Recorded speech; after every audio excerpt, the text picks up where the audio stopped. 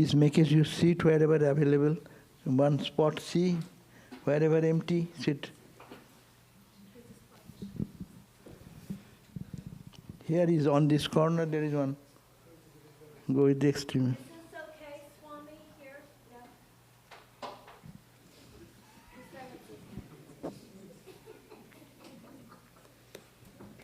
Yeah.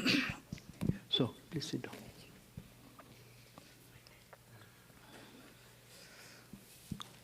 So we are happy again to listen from Swami today.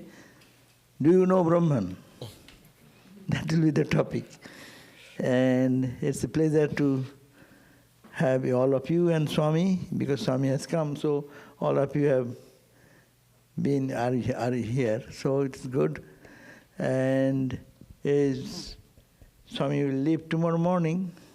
So in this chance, on last talk, no? Today is the last talk. So without saying anything more, I request Swami to give his sermon.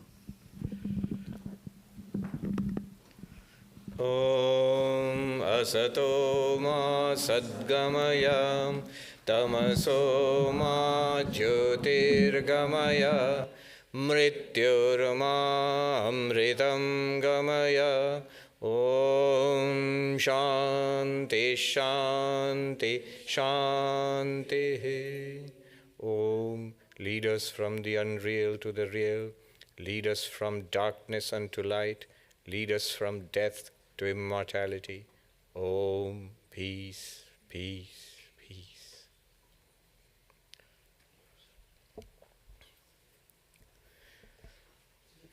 Our experiences are what we call our lives. Yeah. And we saw yesterday how the student asks a question, a remarkable question. He doesn't ask about some special experience. He asks, what is the nature of experience itself? What's the nature of seeing and hearing and talking and thinking and feeling and breathing?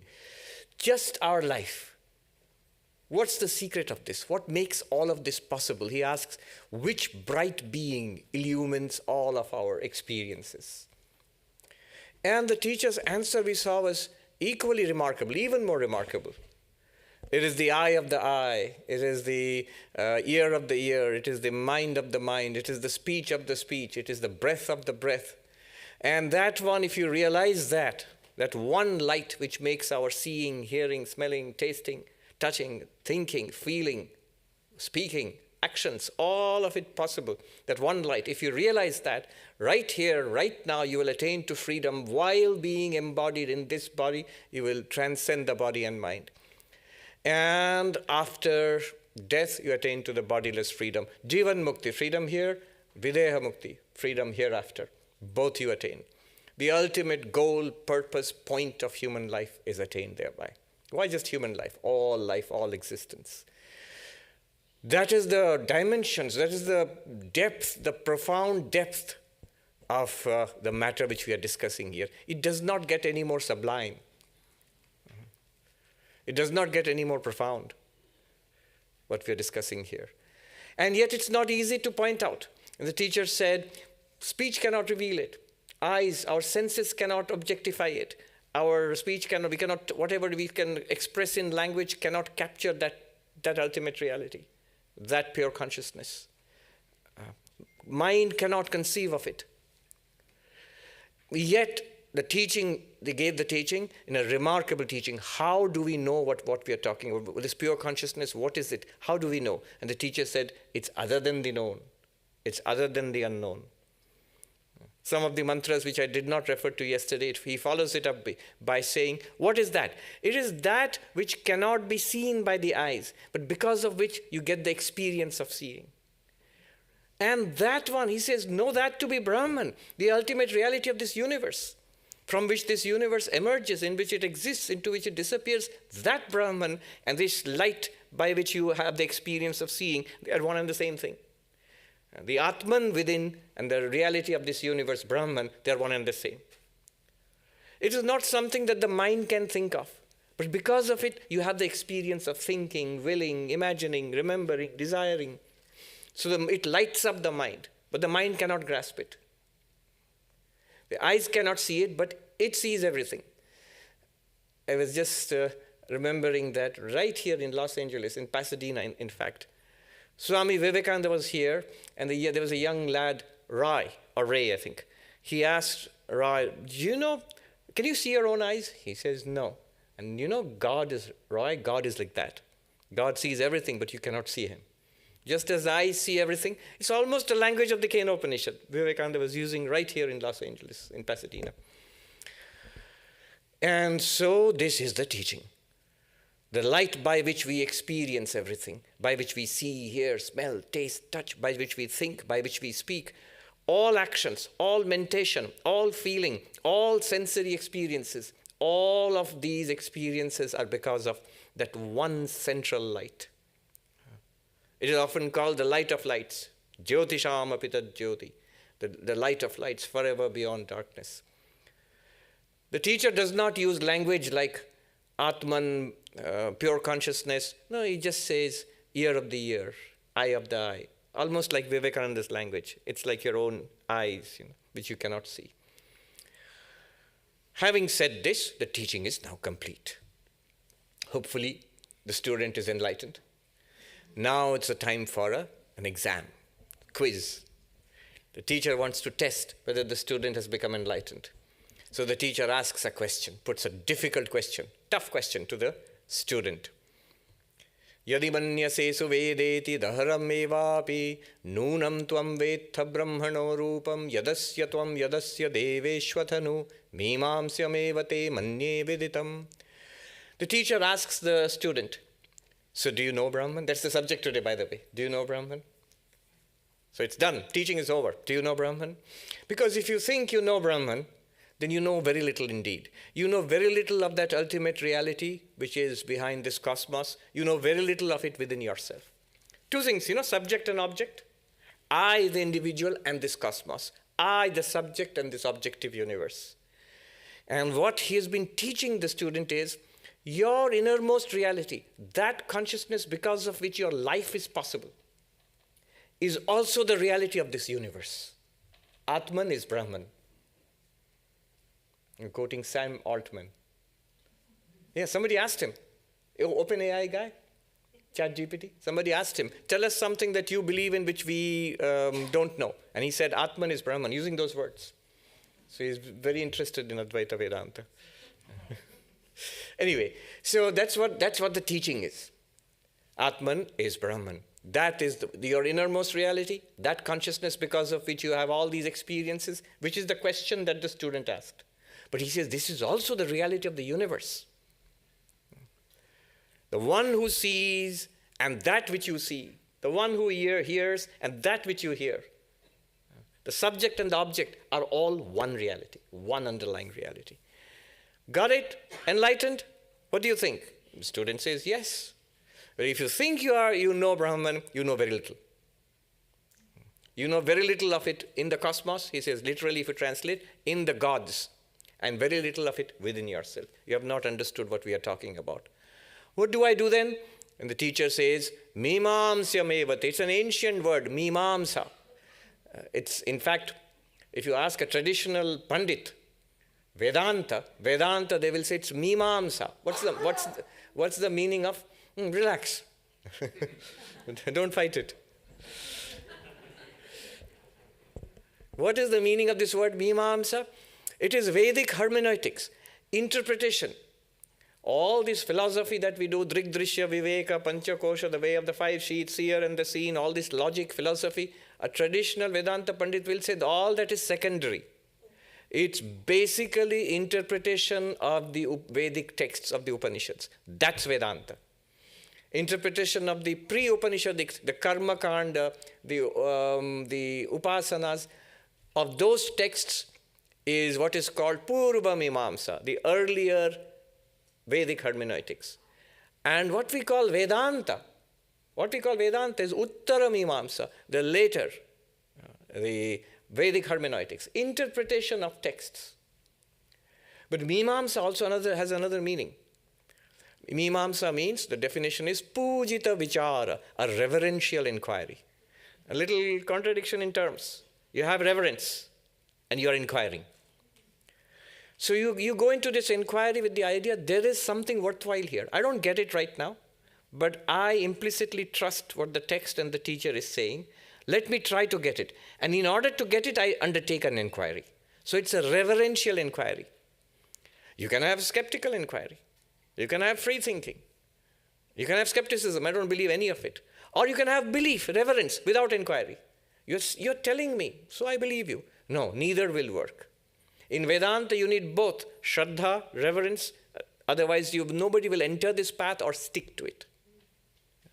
So we have that. That's what has made all of us turn up here. We are all here because of a shared reverence, a shared faith in what's going on here.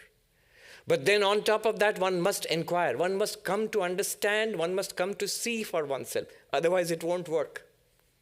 This is the path of knowledge. It must dawn on us. We must see for ourselves. So, mimamsyam evate, inquire. The student says, what should I do then? I think I know. The teacher says, you know very little. What should I do? Inquire, reverential inquiry, mimamsyam evate. How do you do this reverential inquiry? Well, listen to the texts, go back to the YouTube classes, read the books, listen to the masters, think about it again, think it through. Try to attain more clarity. Once the clarity is attained, the student comes back and says, I have inquired. And, do you know Brahman? Same question. You can take the test again. He says, I think I do. Manye veditam, I do. And you can see the teacher rolling his eyes. Didn't I tell you it cannot be known? It's other than the known. If you know it, you don't know it. You say, I'm asking you, do you know it? He says, yes, I do. But I told you, it's other than the known, other than the unknown. Did you not hear the teaching? Now, if the student is in it, it's a difficult question. Because if you say, I know it, he'll say, you have not understood the teaching. Because it cannot be known. And if you say, I don't know it, well, the whole teaching failed then. You're unenlightened. But the student is one step beyond the teacher. He's a wonderful student, grade A student. So he has his own comeback to the teacher. Teacher asks, so, do you know Brahman? He says, I think I do. And before the teacher's exasperated look, the student, you can imagine, you have to visualize all this. The student says, wait a minute. Naham manyesu vedeti no na vedeti vedacha. Yonas tadveda no na vedeti vedacha. I don't say that I know it. Ah, so you don't know it. No, I know it. Ah, so you know it. No, I don't. It's not that I do not know it, but it's not that I know it. And you can see, imagine the other students all scratching their heads. What's going on here? I know it and I don't know it. And the student looks around and he says, Yonas tadve, those who understand my statement that I know it and I do not know it. It's not that I do not know it, I do know it and I do not know it. Those of us who understand this statement, they know it. Now this is an answer. Now see what the student has done. It's a remarkable answer. You know what the student has done? He has just repeated back the teacher's teaching. It is other than the known. It's other than the known, therefore I don't know it. But it's other than the unknown, therefore I know it. If it's other than the unknown, then I know it. It's not that I don't know. And if it's other than the known, then in that sense I do not know it. What he means is, that's why I'm saying it's all following from the original question of the student. It means what we normally think, ordinarily understand by knowing, that I see it, I hear it, or I read about it, or the sacred texts tell me about it, or I reason about it, do scientific experiments about it, or ask Google about it. At this point, somebody's phone will say, I'm sorry, I did not follow that. So ask Google about it. In some way, we know it. And the student says, no, we cannot know it in that way because it's other than the known. But is it unknown? Of course not.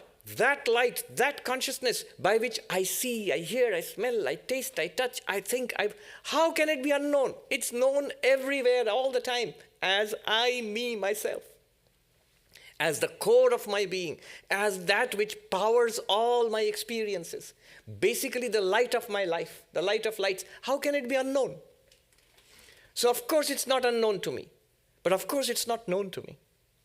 And those who understand the statement among these other students, they understand, they know it too. And the teacher is delighted. You got it. Now see, if he had just repeated the teacher's words back to him, that wouldn't have been much of a credit.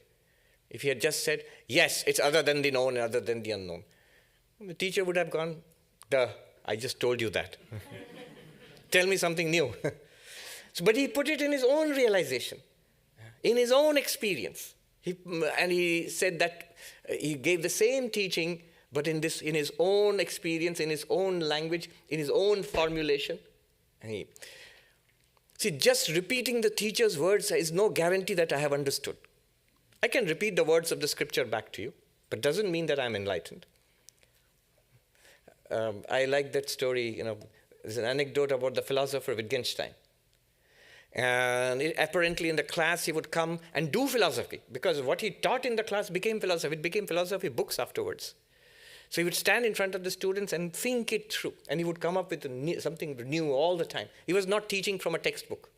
He was philosophizing in class. The thing about him was, whatever you said, if you tried to say, Professor, this is what you taught us, he would say, no, I didn't say that. This was exasperating to the students. Every time they would get contradicted. He would say, no, that's not what I said. So one of the students apparently wrote down what Wittgenstein said, literally. And in the next class, in order to catch him out, said, so you said this. And Wittgenstein said, no, I didn't say this. He said, Professor, this is exactly what you said. I wrote it down. These are your words. And then Wittgenstein said, but you don't mean by those words what I meant by them. But now, if you can convey the same message in different language, it's not that I do not know, and not that I know either. I both know and I do not know. So everybody's looking confused. You can imagine all this. And the teacher wants to explain. It's either the teacher or the Upanishad. The commentator says it could be either. The teacher looks at all the students and explains, what did he just say? What did he just say? Yasya matam tasya matam matam yasya na vedasa avijñātam vijānatam vijñātam avijānatam. Those who think I know it, they do not. And to those who think I do not know it, they know it. For it is known to those who do not know and unknown to those who know. I'm sure that cleared it up for everybody. So that is the explanation. We know what is being said here. We know that, when you say, I do not know, it means I do not know as an object. I do not know as something seen, heard, smelled, tasted, touched, something thought about, something spoken about, something written about, something believed, something inferred. Not in that way. It's not an object. But it is that to which all experience, all knowledge happens. So it is self-luminous. It's revealed in every experience. In that sense, it is known. But it is known not as an object, but as the very subject, as the reality about ourselves, as what we truly, essentially, we really are. Our own real self. The real I. We have a series of small eyes. And the Buddhist momentary consciousness, Kshanika Vijnanavad, they were right. Experience. Our life is a series of experiences. The Buddhist said, with every experience arises the experiencer. And it fades away. The next experience, and an experiencer. I'm seeing something, and there is a seer. I see. And the seeing goes away, the I which saw also goes away with that. Another I arises. These are vrittis in the mind. This is called ahankara, the ego vritti. It arises with every object. Every subject arises with an object. But beyond both of these fleeting subjects and objects, fleeting experiences and experiencing egos, is the real I, which is, call it the eye of the eye, ear of the ear, call it pure consciousness, call it Atman, Brahman, whatever. So that is the real self. So that is what they are pointing towards. It's me. It is I am not something known, but I am not unknown either. So therefore, I, the consciousness, am other than the known, and I am other than the unknown. See, when he says here, That if those known to those who do not know, what does he mean? What does the teacher mean? He means advanced students of Vedanta who have studied Vedanta, who have pursued this quest for self-knowledge for a long time. When they say, I do not know it as an object of knowledge, they know what they're talking about.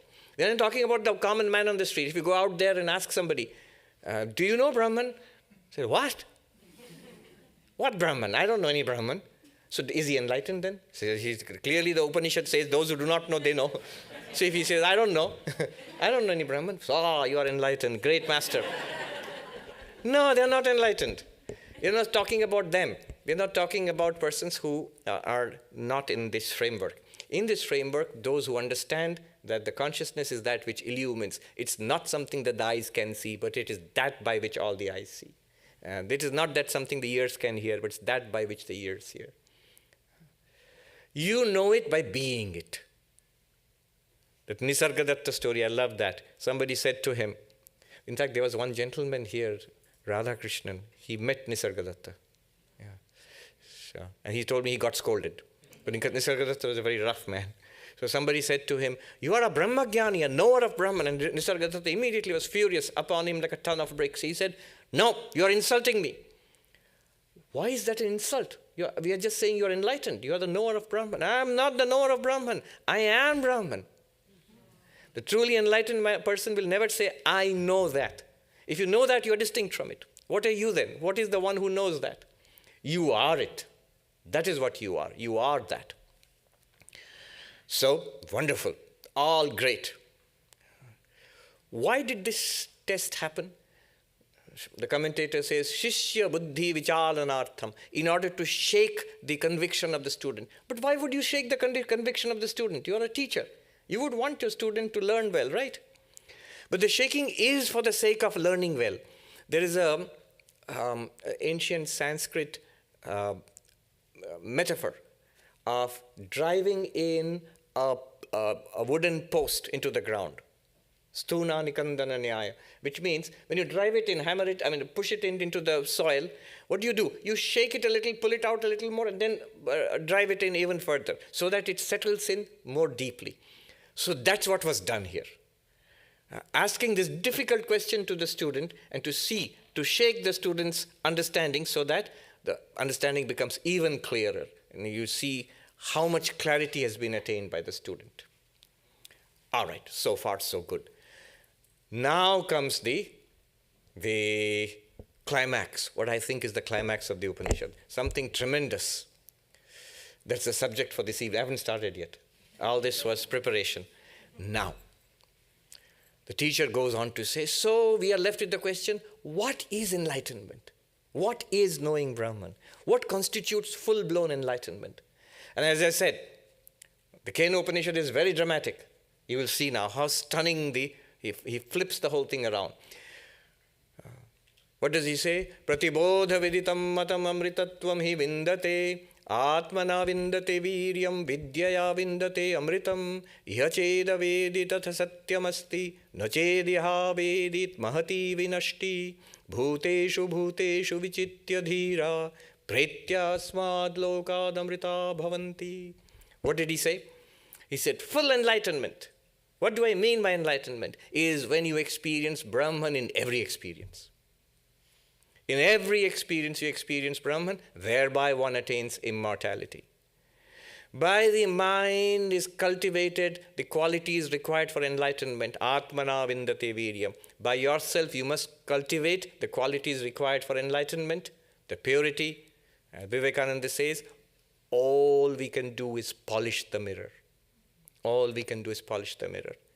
So the fitness, the strength required for enlightenment, that is attained, acquired by the mind, and by the knowledge which results in such a mind, immortality is attained. Attainment is already there, we discover it. If one realizes this immortality, this enlightenment, if it is had in this life, then satyamasti, you have attained reality, you have attained the goal of life.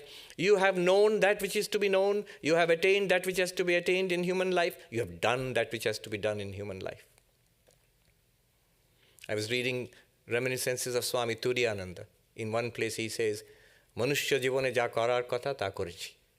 what has to be done in human life, I have done. Imagine the glory of saying that. I have attained what has to be attained. I have realized, I have known what has to be known. And I have done what has to be done in life. The purpose, the goal of life. What, not just this life, lifetime after lifetime. It is at an end now, it's culmination. So, ata satyam asti. Suppose I don't have this enlightenment in this life. Suppose I miss it. He says, mahati vinashti. There is a great loss. It's a tremendous loss. Human life, the best thing that we can do in human life is to attain enlightenment and to attain freedom from this limited, imprisoned existence or a series of such existences. So, this great is the loss unless we realize it in this life. So, this is an inspiration, a commandment, a scare tactic for us to become enlightened. Become enlightened in this life. In this very life, the enlightened ones discern, bhuteshu, bhuteshu, in all beings they discern this underlying reality, this one consciousness, this Atman, Brahman. In every being, in every experience, they find this and thereby attain to freedom, be in this life and beyond this life. This is the translation of the text which I just recited. Now, for the remaining time, I'll focus on a little phrase, which I regard as the climax of the Upanishad. Just 2 words. Pratibodha viditam matam. Pratibodha. This phrase, pratibodha viditam. What is full enlightenment? Pratibodha viditam. When it is realized in every experience. That is full enlightenment. What does it mean? Why is it so important? Why is it so amazing? Let me explain. Let's dwell a little bit on that. First of all, look at the dramatic reversal. Till now, what was going on? It is the ear of the ear, eye of the eye, mind of the mind, speech of the speech, breath of the breath. So that means it's not the eyes or the ears, it's not the body, not the mind. And it cannot be known by the mind, it cannot be expressed by speech, it cannot be known by the senses. Not this, not this. It is other than the known, it is other than the unknown. If you know it, you do not know it. If you don't know it, you know it. It is known to those who know. It is unknown to those who don't. It sounds utterly subtle and abstract. Whatever you can say, it seems the teacher is saying, not this, not this. And now see the dramatic flip. It says, in every experience, Brahman is realized. In every experience, the Atman is realized. This light of lights, in every experience, it is evident. That's the magic word, pratibodha. In every experience, when you see Brahman, like Sri Ramakrishna says, with eyes closed, God is there. With eyes open, God is not there. What kind of a God is that? With eyes closed in samadhi, you experience the divine. With eyes open, you experience the divine. When do you experience the divine? When you see something. Which thing? Anything. When you hear something, when you taste something, when you smell something, when we touch something, when we think, when we imagine, when we love, when we hate, when we delight in things, when we remember. In all experiences, when we work, when we play, in all experiences, in all actions, in all sensory experiences, in all thoughts and feelings, in all ideas, everywhere, inside and outside, when Brahman is utterly, choicelessly, instantaneously, effortlessly available to you, then you are fully enlightened. Pratibodha viditam matam. Do you see how dramatic is the flip? At first it was all neti, not this, not this, not this. Whatever you can think of, the teacher says, no, you know very little indeed. You think you know, you don't know. But now he's saying in every knowledge, in every experience, Brahman is flashing forth. That's what we chant before food. Brahmarpanam, Brahmahavi, Brahmagno, Brahmanautam. That when the food and the instruments by which we're eating, the one who is eating, the food that is being eaten, all of it is, you see Brahman in all of them. How? This is the question. So let's go a little deeper into this. Pratibodha viditam matam. This phrase, pratibodha viditam matam. This word pratibodha. Before I go into the real meaning of pratibodha, I'll give you some teasers. I'll give you 3 meanings, all good, all beautiful, but not the real meaning. The real meaning is even more stunning. But all three meanings are initial meanings. Shankaracharya hints at some of them in his commentary. What could it mean, pratibodha? One meaning of pratibodha, not what is intended here, but one teaser is pratibodha means waking up. Just waking up from sleep is called pratibodha in Sanskrit. So waking up from the sleep of delusion, waking up from the sleep of Maya. Swami Vivekananda would inspiringly say, sleep no more. Awake, arise, and stop not till the goal is reached. He is quoting from the Upanishads actually. Uttishtata jagrata prapya varan nibodhata. So arise from the sleep, awaken from the sleep of Maya, awaken from the sleep of delusion. How long will you sleep, O sentient being, O jiva, lifetime after lifetime, sleepwalking through life. That was the Buddha. When the Buddha was asked, apparently by a little boy saw the Buddha after his enlightenment walking to Sarnath to give his first sermon. And the story goes, this poor shepherd asked him, not who are you? Houston Smith says, not who are you? What are you? Are you a god? He said, no. Are you a human being? He said, no. Then what are you? I am the awakened, I am Buddha. Meaning thereby, he is awakened. We are sleeping, or dreaming, or sleepwalking. So pratibodha means awakening. That's one meaning. Not what is intended here though. Then another second teaser would be, pratibodha means to awaken somebody else. So when you wake, somebody is sleeping and you say, hey, get up. And he says, what did you say? Did you call me? Similarly, the Guru awakens us. That's also pratibodha. The Guru awakens us to our real nature. The Upanishad is awakening us to our real nature. That's also pratibodha. Awakening somebody, enlightening somebody, that's pratibodha. The master awakens us, pratibodha. The third meaning is also interesting. Bodha, the ordinary sense of the word bodha, is just knowledge, any kind of knowledge, any kind of experience. So go back to the student's original question. How do these eyes see? How do these ears hear? How does the mind think? How do these words emerge in speech? In all of these are called bodha. These are all bodha. When I want to see something, it's bodha. Hearing something is bodha. Tasting, thinking, speaking, all of these experiences are bodha. But pratibodha is when you turn it around and ask, how is this happening? What is this? Who am I? This is turning the flashlight, you see everything. When you turn the flashlight around to reveal your own face, sort of, that's a kind of an example. That is pratibodha. The inward turn to question what's going on here, like the student did. That's also a meaning of pratibodha. Bodha is outward, pratibodha is the other direction. I see. But what is that which sees through the eyes? What makes the eyes see? And that is pratibodha, that question. Three meanings. None of them are what are intended. Now let's dive into it. Unpack pratibodha viditam matam. First, this central idea here. Central idea is this. Consciousness is the core of every experience. All experiences are nothing but consciousness experiencing some object. Consciousness illumining some object. Consciousness revealing, lighting up some object. That is an experience. I see. It is consciousness through these eyes seeing a form. I hear. It is consciousness through these ears hearing a sound. So now in every experience, we are always caught up with the object of experience. Here are the people who matter to me. Here's the stuff which tempts me. Here's the stuff which scares me. Here is what I'm pursuing. Here is what I'm avoiding. These are all object of consciousness.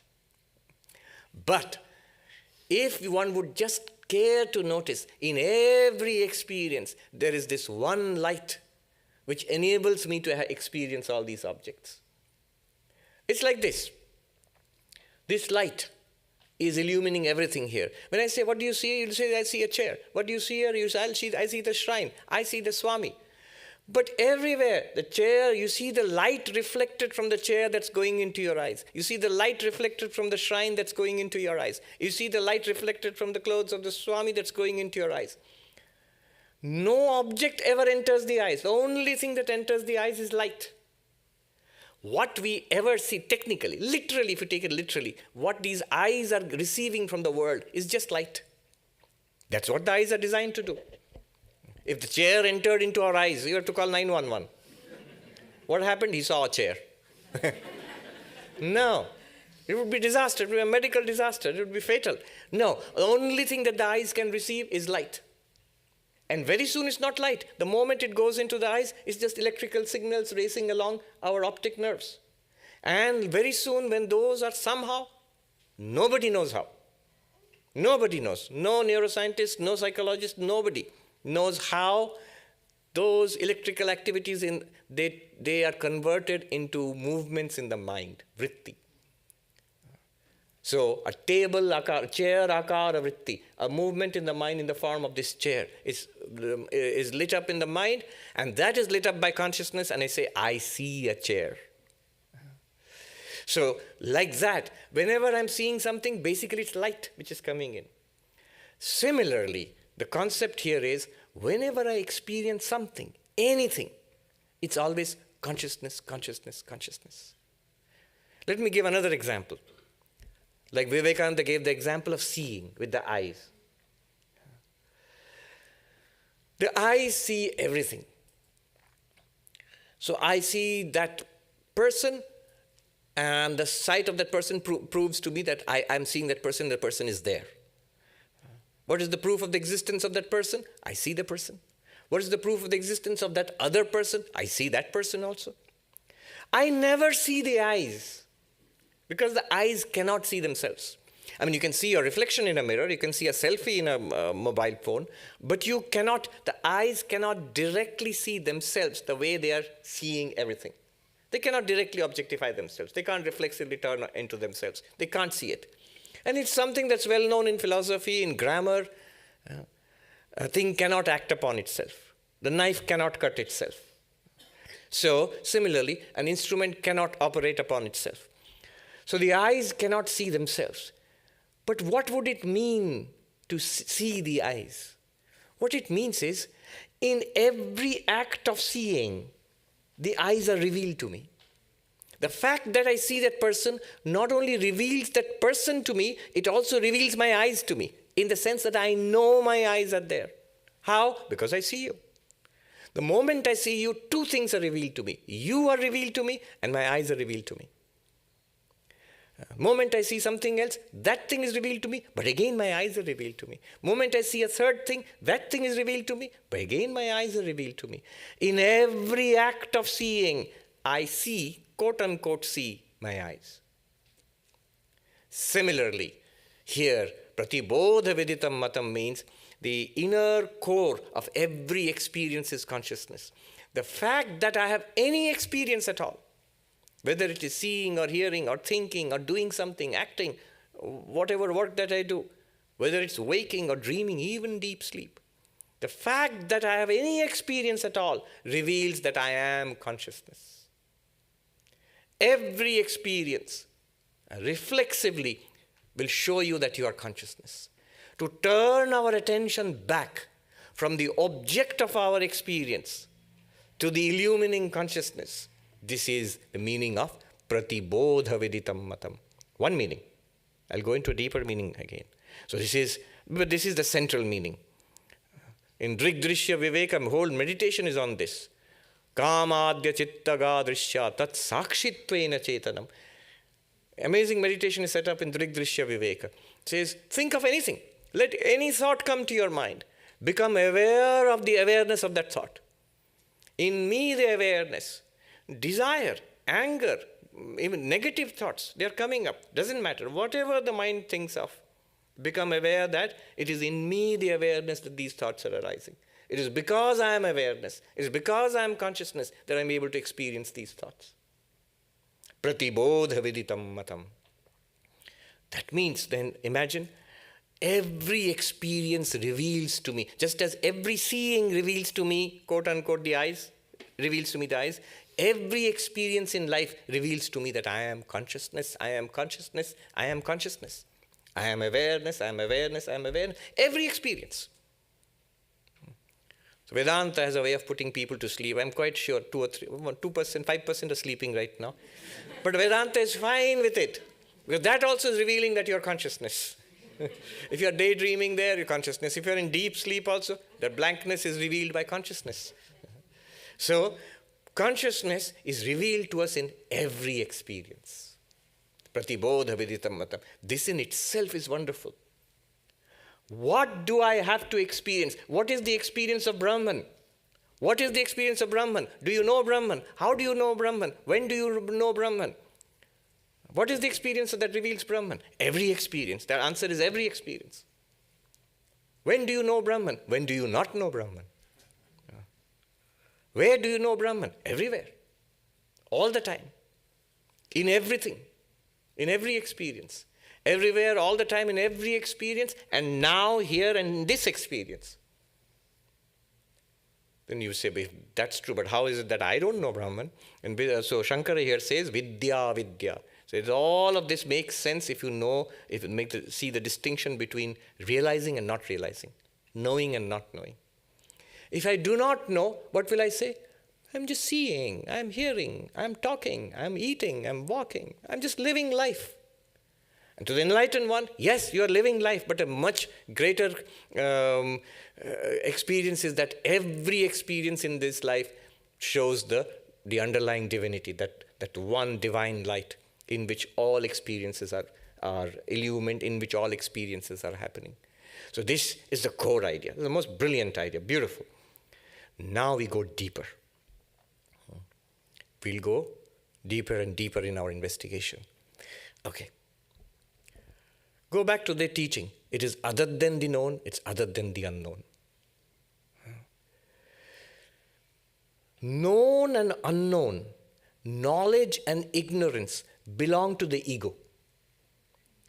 All knowledge is possible because of consciousness, we just said. In every knowledge, in every experience, consciousness is there.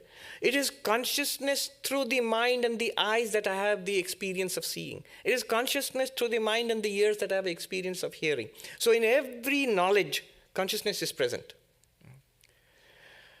But when we do not know something, that unknown also is present in consciousness. All that is known is shining in consciousness. All that is unknown is also shining in consciousness. Consciousness and knowledge are not the same thing. In Sanskrit, in Vedanta, there are two terms, sakshi, pramata. Witness consciousness is one thing, and the knower is another thing. What is the knower? It is the same consciousness with an overlay of ego and the instruments of knowledge, epistemological instruments like eyes and ears or inference. Using the instruments of knowledge, the ego, illumined by the consciousness. The ego says, I know this, I see this, I read that, I heard that, I asked Google. So, I have knowledge, I am a knower. What's happening? Consciousness is illumining this. Or the ego may say, that thing I do not know. There are many, many things which I do not know. That also is being illumined by consciousness. In consciousness alone, we are knowers. In consciousness alone, we are ignorant. Consciousness illumines knowledge. Consciousness illumines ignorance. Consciousness illumines the known object. Consciousness illumines all objects which are unknown also.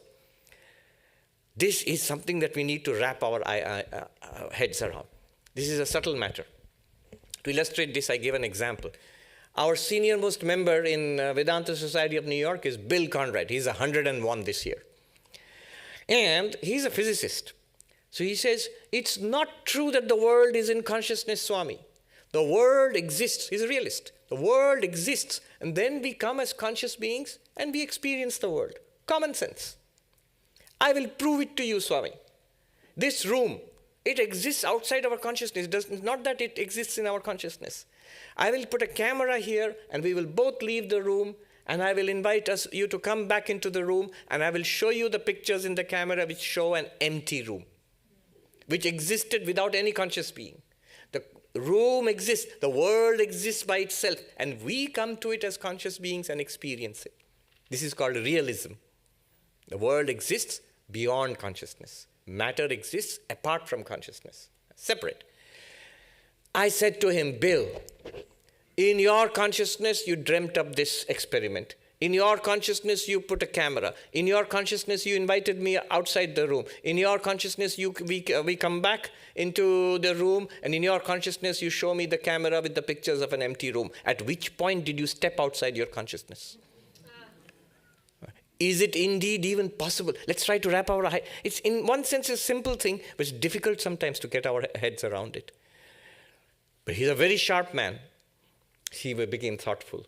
And somebody told me, it's the first time in 60 years somebody has been able to quieten him. So, I'll give you another example. In our dreams, suppose you're in a dream walking around beautiful, the Hollywood Reservoir, the Hollywood sign out there, and you know beyond the hills, LA is there, Los Angeles, and so on. There's a whole world there. You don't know that you are dreaming. Now, in your dream, you will see there is something known and something unknown. You will feel, I see the reservoir, I see the Hollywood sign, and I know beyond this is a vast city which I do not see.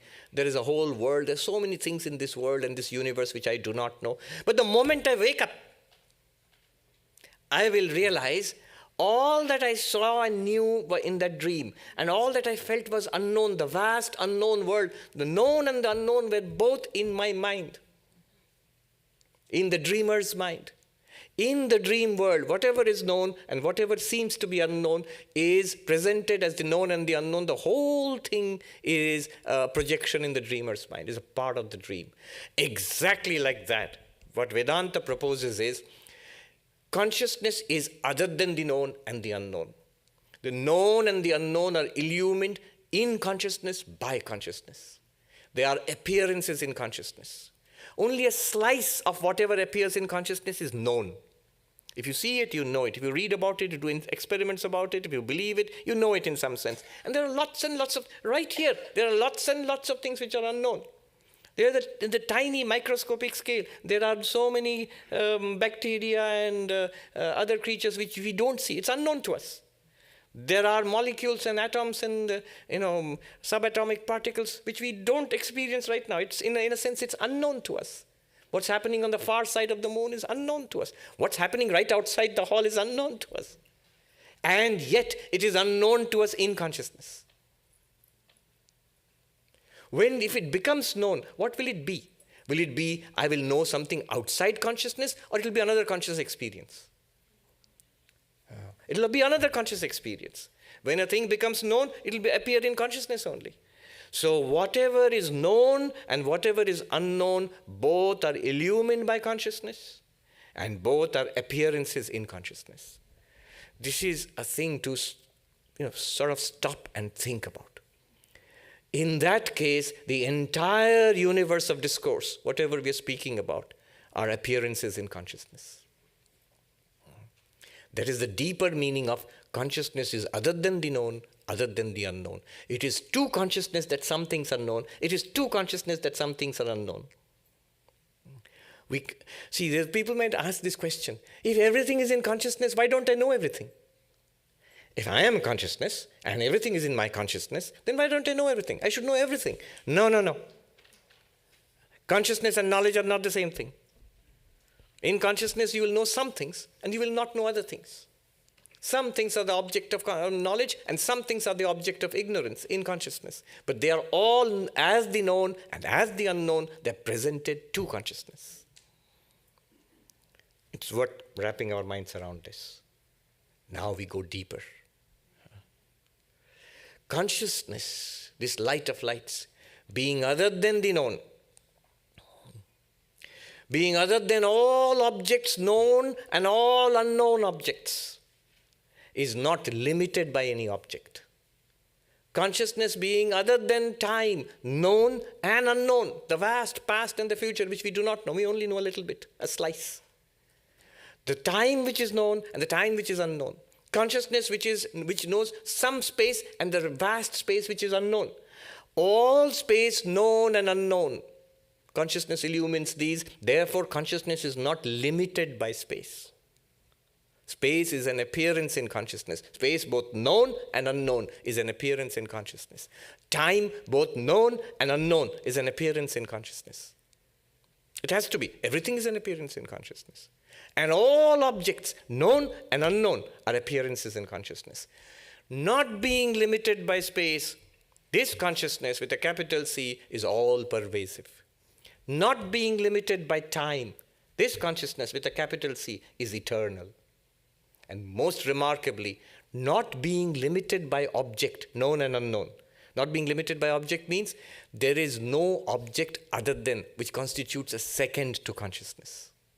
You know what I mean by not being limited by object? It's like this. Think of the water in the Pacific Ocean there. Thousands and thousands of waves. But none of the waves constitute a limit to water. So you see the waves. There's water in those waves, if you can speak that way. But outside the waves, in the next wave, there's the same water. And on this side also the same water. From that side also. From the water's perspective, no wave is a barrier to it. Water will not say, I stop here and the wave starts there. No, no, no. I am outside the wave, I'm inside the wave, I'm beyond the wave too. The wave appears in me. Similarly, when we say all objects appear in consciousness, they're like waves in the ocean of consciousness. They do not constitute a countable second apart from consciousness. No wave in that ocean constitutes a countable second apart from the water. If you ask how many waves are there, you might say 10,000 waves.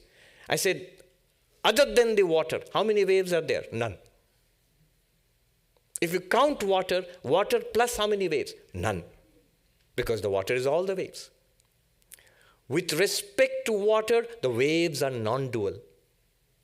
They do not constitute a second thing apart from the water. With respect to consciousness, objects are non-dual. Consciousness is non-dual in the sense that the objects do not constitute a countable second. They are all appearances in consciousness. They constitute waves. They are constituted of consciousness. Let me put it this way. All objects known and unknown are appearances in consciousness. Consciousness is not limited by them. All objects, individual, what is called in Sanskrit, vyashti, individual. And the totality of all objects, they are all appearances in consciousness. The presence of all objects and the absence of all objects are appearances in consciousness. Consciousness with a capital C. Therefore, being eternal with respect to time, consciousness is nityam, eternal. Not limited by space, consciousness is all-pervading, which is called sarvavyapi. And not being non-dual with respect to objects, consciousness is advaitam, non-duality. This non-dual consciousness.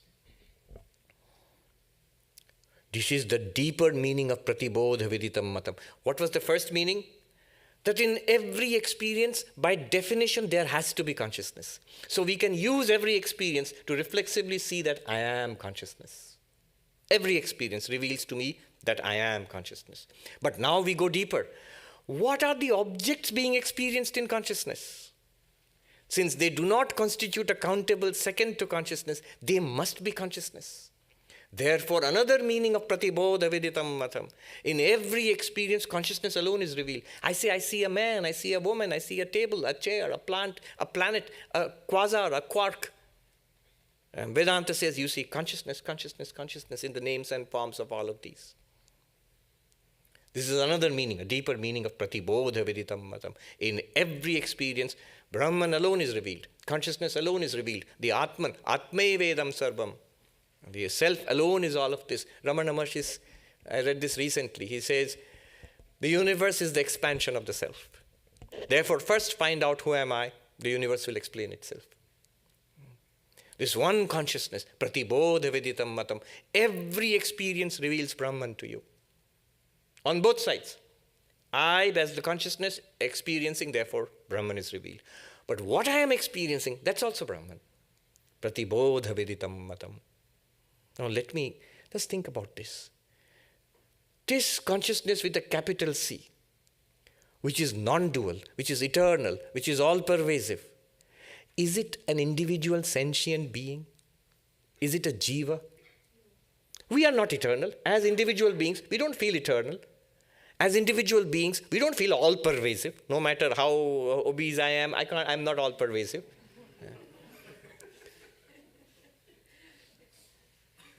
We are not non-dual. We find thousands of other beings. We are not non-dual. But this consciousness is non-dual. It's all-pervasive. It is eternal. Therefore, it's not a sentient being. This consciousness we are talking about, this non-dual consciousness, is not an individual sentient being. It's not a jiva. It's not even the world appearance, jagat. And we are not talking about God either, Ishvara. Think about it. We talk for this consciousness, it's other than the known, other than the unknown. But for God, everything is the known. There's no unknown. God is omniscient. There's no unknown for God. So God is omniscient. We are not talking about God here. We are not talking about the jiva here. We are not talking about the world here. Jiva, Jagat, Ishvara. They are all grounded in this one consciousness. What we are talking about is Nirguna Brahman. This is the Nirguna Brahman of Advaita Vedanta. Devoid of all attributes, of all adjectives, of all qualities. Calling it consciousness because it powers all our experiences. That's why we are calling it consciousness. But that's just a way of attributing something to it. But by itself, you can't say anything about it. This Nirguna Brahman. But then we'll say, hey, wait a minute. But I thought we were talking about myself. We are. You are this Nirguna Brahman. This is the meaning of Aham Brahmasmi. Pratibodha viditam matam leads us to this. That I am the Nirguna Brahman, in which the triad, the triangle of Jiva, Jagat, Ishvara are appearing and disappearing. Beyond the world, beyond individuality, beyond even the omniscient, omnipotent, omnipresent Ishvara is the ground of all of this, which is the Nirguna Brahman. This is the deepest. When you excavate the meaning of Pratibodha Viditam Matam, this is what comes up. Realize this, and it is done. Of course, there's a question of living in the light of this realization. That is called Jivan Mukti. So this is the grand climax of the Upanishad. I will not push it any further. We'll have a few questions before we wrap up. And should we go into the question answer Q&A session? All right then. Thank you. Yes, as I said yesterday, you have to be aggressive about raising your hand. And those who asked the questions yesterday and did not get a chance, is anybody present here? Yes, this young man here. I still no, this you have to catch his attention. All right. Hello, hi. My name is Anima. I'm from San Diego. Yes. You mentioned Nirguna Brahma and like Ishvara. Is Ishvara separate from the ultimate reality Brahman, or is it one and the same as the ultimate reality? It's the one and the same. It's the ultimate reality under the technical term is Upadhi. It's the same reality. After all, you are same with Nirguna Brahman. I am same with Nirguna Brahman. Why leave poor Ishvara out in the cold? From an Advaitic perspective, Ishvara, Jiva, Jagat, we are all one with Nirguna Brahman, but under various what are called limiting adjuncts. So for that Nirguna Brahman, with the adjunct of Maya, is called Ishvara. So Ishvara is Nirguna Brahman, and Ishvara all the time knows that I am Nirguna Brahman. So it's fully enlightened all the time. The Ishvara has the Upadhi, the adjunct of Maya, which makes Ishvara all-powerful. Sri Ramakrishna explained it in this way. The cobra, with a single bite, with a tiny bit of the poison that it has, it can knock out a frog or a mouse which it wants to eat, its prey. But all the poison is in the glands, in the mouth of that cobra, and it doesn't do anything to that cobra. So it is the power of the cobra. But for the little mouse or the frog, it is deadly.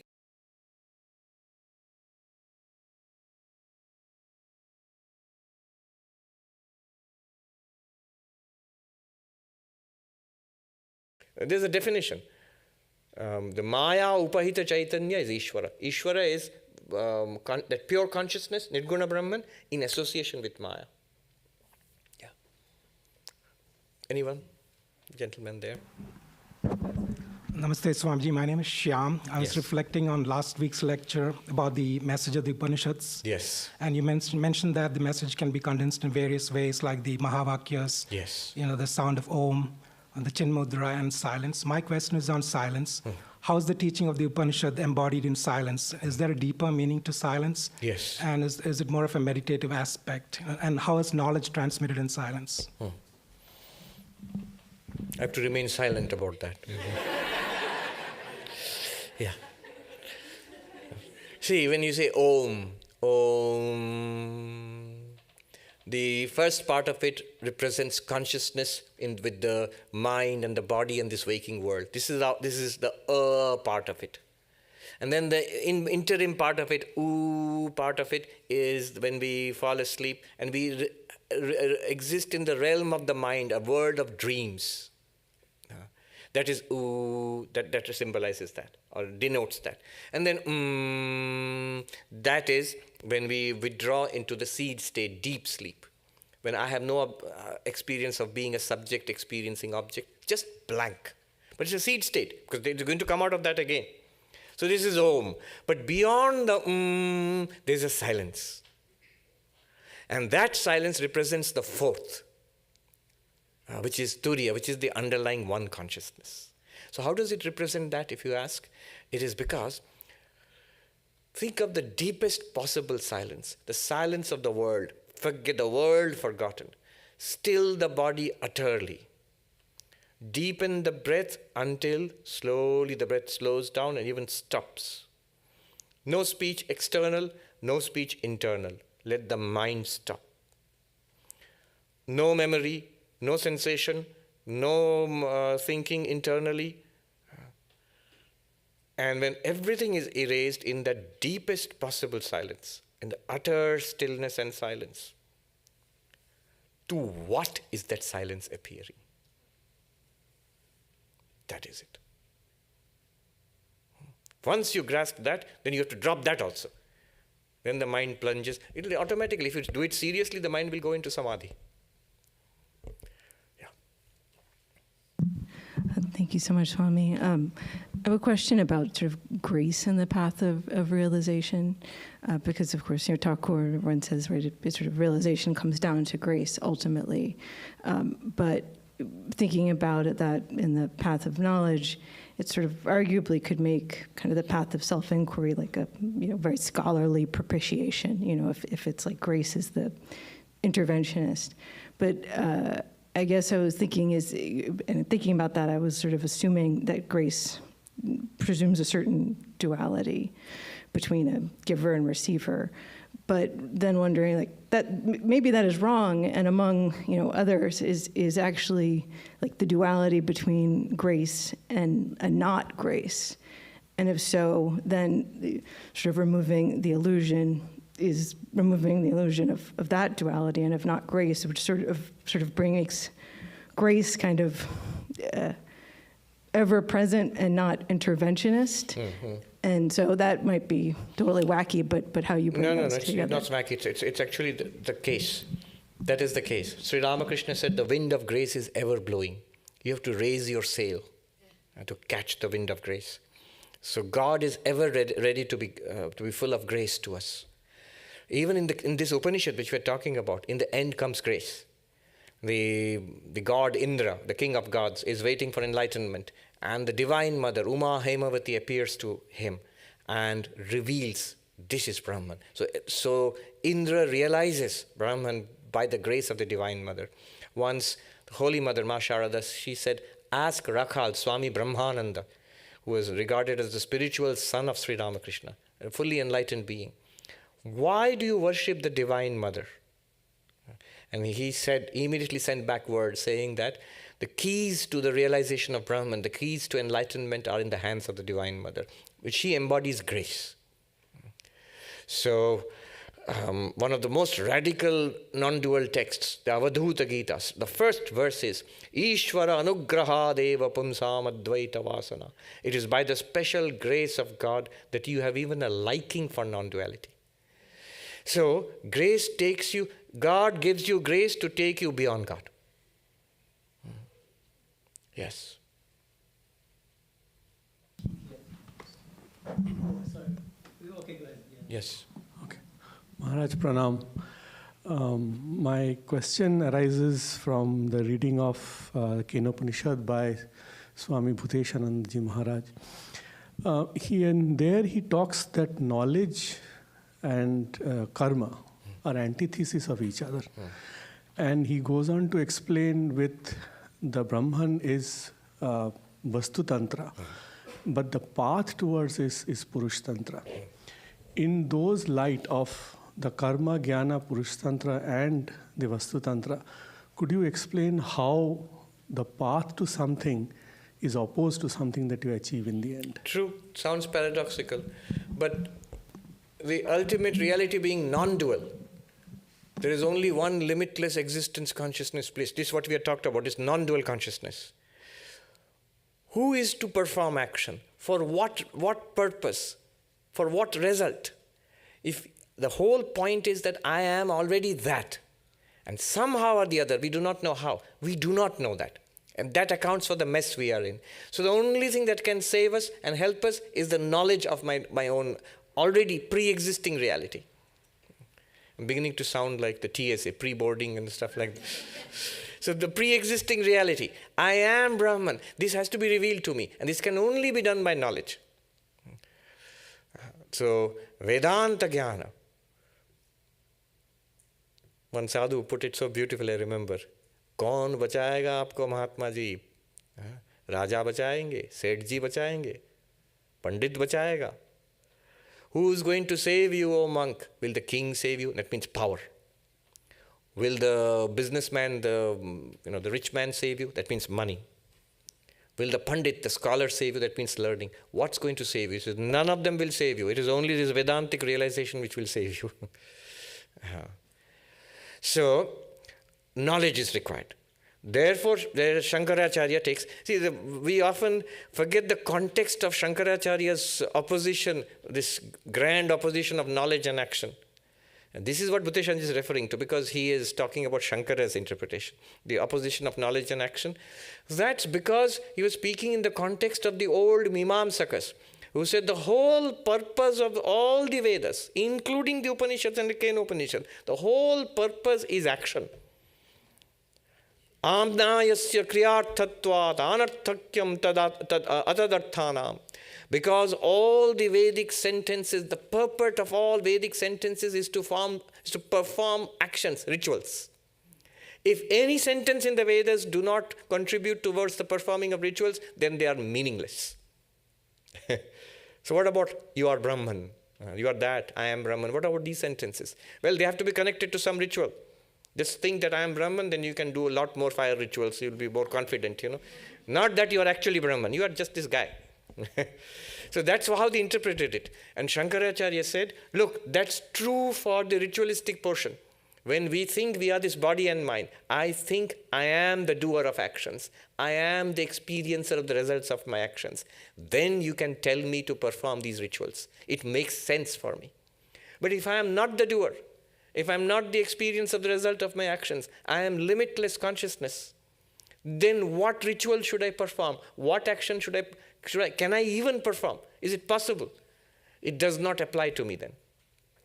That is the thing he was talking about. Remember, Shankaracharya was not against our day-to-day activities. He was one of the most active people you ever saw in history. Every moment of his young life, up to the age of 32 when he passed away, he was intensely busy.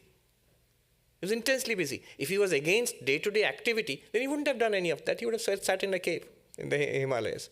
So, activity at the level of the body, activity at the level of the mind. Shankaracharya is not speaking about that. Shankaracharya is speaking about the ultimate reality, pure consciousness, which is beyond action, beyond subject, object, beyond agent of action, action and results of action.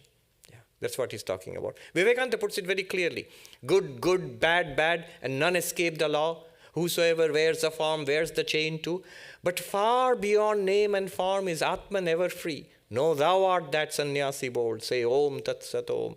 So, as long as I'm identified, wearing this form, that means I think I'm this guy. I'm in the realm of action. Even if I study Vedanta, that's action for me. But if I realize I am limitless consciousness, from that perspective, I do not do it. Nor can I do anything, nor do I need to do anything, nor can anything be done at all. It's beyond all action. Only in that. He is speaking it in a metaphysical sense. And the path to that realization certainly is paved with action. We must purify our minds. Vivekananda says the only thing that we can do is polish the mirror. All that we can do is polish the mirror. So we must polish the mirror. That's action. Karma yoga is action.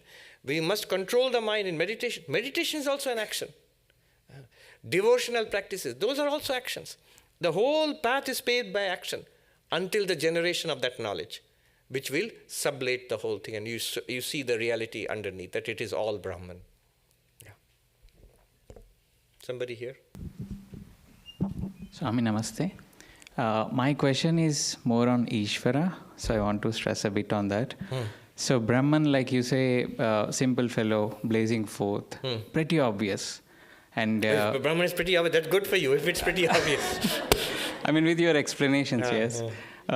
Think well again. Mimamsya mevate. Yes. Then I, as a limited being, Yes. looks obvious to me, Yes. right? Body and everything. But this Ishvara looks more complicated. If I ask anyone, did you experience? No one has an answer. Everyone points to probably Ramakrishna, Paramahansa, saying, yeah, he experienced, so he's there. So there is that leap of faith always. Always. So how do we realize that Ishvara in practice? Or Ishvara is realized through devotion. By faith, devotion, prayer, and by the grace of Ishvara. So Ishvara can give both kinds of knowledge. See, the grace question, you raised the grace question. Ultimately, when we get the enlightenment that I am Brahman, you will see at that point, we didn't do it by our own efforts. It was given to us. It becomes very clear at that point. I didn't come to it by my own. I made my own efforts. That's important, because that shows I want it. Our efforts just signal to God that I want it. If you signal strongly enough, it will catch God's attention, and God. Sri Ramakrishna says, when mother is very busy, and the child is nagging the mother, give me the money, I want to buy this kite or this toy. And she, with annoyance, she throws a few cents at him. The Divine Mother is like that. If you annoy her long enough, give me enlightenment, give me enlightenment, give me enlightenment, nag, nag, nag, she'll toss enlightenment. It's very easy for her. So that's what she does. By the grace of Ishvara, one can have Brahma Jnana. In fact, only by the grace of Ishvara. But that we have to signal by our own efforts. You have to watch lots of YouTube videos. That will signal. Yes, when I went back to the monastery last year, there was this very jolly young monk who had just become a monk, a novice. He came to me and with great delight, at last my YouTube sadhana is complete. You have appeared before me. He said, I had watched many of your talks, many talks before becoming a monk, but I'd never seen you in person. In Hindi, it sounds even funnier in Hindi. And he said, Aaj mera YouTube sadhana samapt hua, aap prakat ho gaye. Yes. Pranam Swamiji, and thank you for existing and giving this knowledge to us. I have benefited a lot. So my question is about Nirguna Brahman. So Nirguna Brahman is formless, but we have forms, right? Yes. So what is the utility of knowing that? So is it to know that something is vast and exists everywhere, but as living forms and bodies, we should be more identified with Saguna Brahman? So Saguna Brahman has more utility over Nirguna Brahman. Is that the way to understand? Okay, there are many questions. You have to unpack it. Does Saguna Brahman have more utility? Certainly. Nirguna Brahman is useless. Actually, that's a technical word. Avyavaharyam, non-transactional. So Nirguna Brahman is utterly useless. Now, but it has one great advantage. It is you. We are not these bodies and minds. We are Nirguna Brahman. You are Nirguna Brahman. I am that. That is the meaning of Aham Brahmasmi. You cannot be identified with Saguna Brahman. Saguna Brahman is omniscient, omnipotent, omnipresent. Shankaracharya sings, the waves belong to the ocean. The ocean never belongs to the waves. Ocean is Saguna Brahman. The waves are sentient beings like us. We are part of the ocean. But Nirguna Brahman is the very water in which the ocean and the waves all appear. So you are water. But don't extend it too far. Because then you will say, yeah, but the wave has little water, ocean has more water. There's no more or less in Nirguna Brahman. You are, I would hesitate to say all of it, you are it, that's it. So you are Nirguna Brahman. You are not this little being. That's what the whole teaching is. Pratibodha viditam matam. Every experience should tell us, I am Nirguna Brahman. Aham Brahmasmi. This is choicelessly, effortlessly, continuously being revealed to us. Vivekananda calls it the open secret. That I am Nirguna Brahman. Yes. One more? Pranam Swamiji. My name is Raghu. I'm from the Bay Area. My question is regarding free will. So in the Vyavaharika Satya, the free will exists, I believe. That's what I understand. So the fact that I'm here listening to you in the Vedanta Center, is it my free will or is it part of my karmas from the past? It's interesting that the enlightened ones have no interest in free will question. We have interest in free will question because it sounds paradoxical. Yes.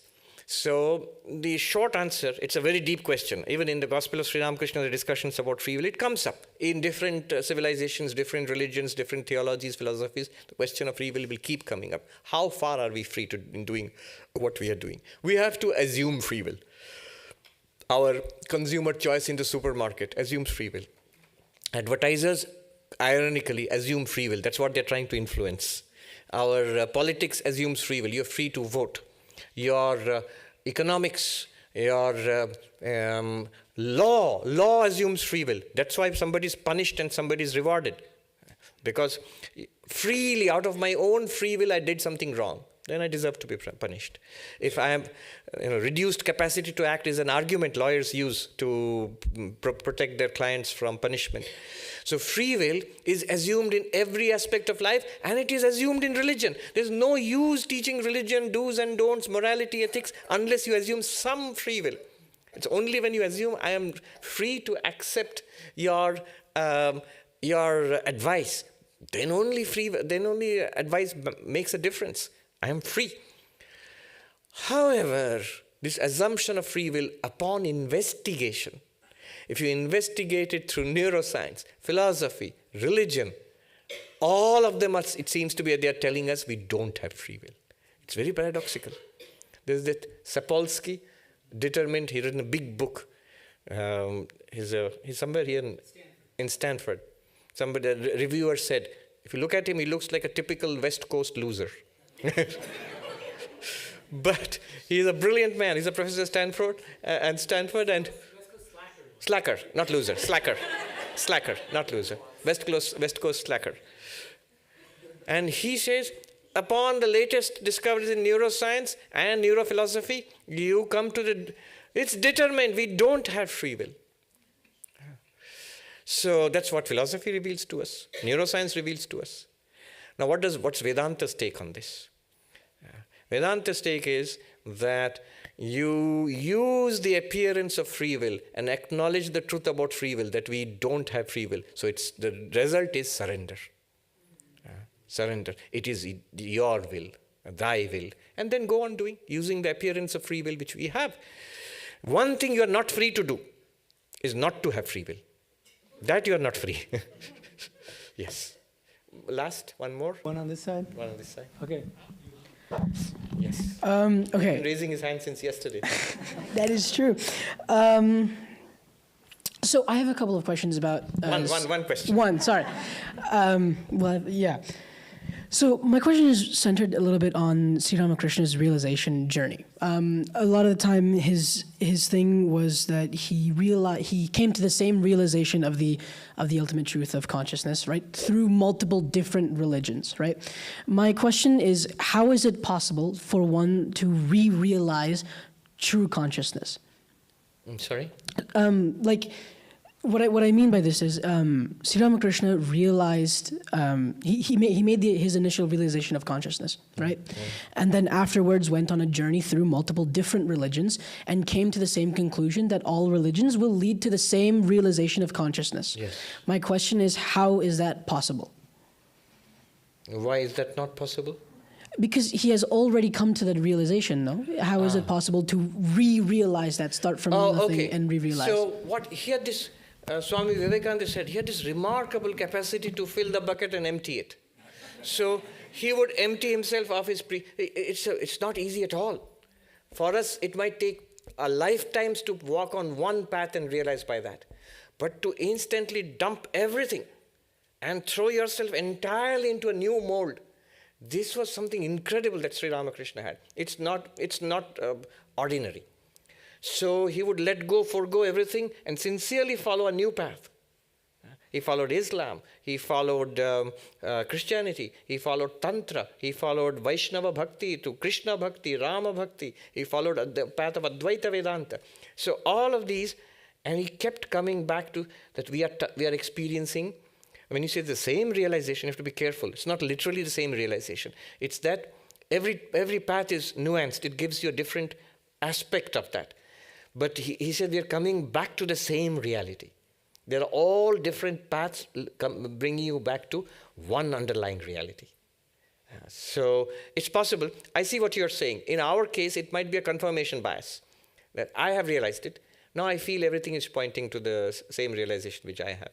No, in his case, he was able to empty the bucket and then fill it up with the new path, new teachings, new approach to God. So that's how he did it. We're all very grateful to Revered Sarvapriyananda for an amazing series of talks. He gave a talk last week here. He gave a talk in Santa Barbara, 2 talks here as well. So every time he comes, we really put him to work, and we appreciate that. And we hope you will come again soon, Maharaj. I'm going to hand it over to Revered Sarvapriyananda for the closing benediction. So we got only to come and go is not the purpose. We have to have pratibodha viditam. That's the goal. That is to be achieved. And we have heard how to do it, how to think about that, how to deepen our understanding. So if one of us at least can be grounded on this experience, every bodha, every experience is that consciousness.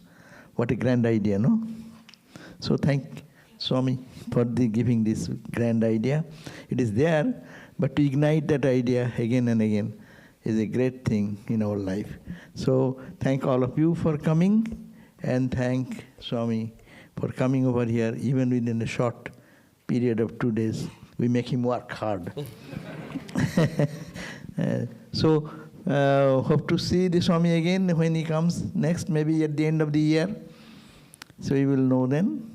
And thank you all for coming. Let me do the peace chant. Peace chant kore di. Shanti. Peace kore da.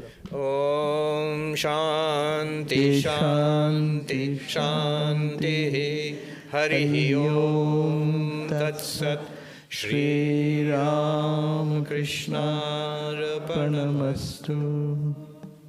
Thank you. So also you all can have saluted him by holding the hand, that's all. And he will be leaving tomorrow.